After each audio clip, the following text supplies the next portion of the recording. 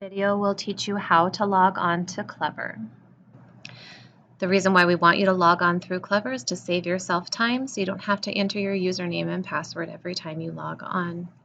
Clever should pop up as the home page when you open up your browser. Log on with your LDAP, which is basically just your username and password. Once you've entered it once, you can probably save it and it will just do it again. Wait for this to pop up, and then your Clever homepage will be there. You might have some favorited resources that already show up. There might be teacher pages. There's curriculum options that your teachers will be using in the classroom. By clicking on the heart, you can favorite or unfavorite things. Certain activities might be used more often.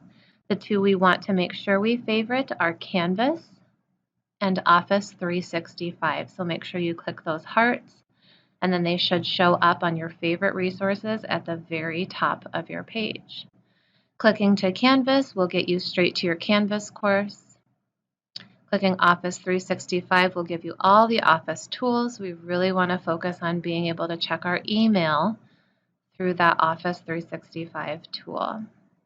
If you have any questions, make sure you ask your teachers. Thanks for watching.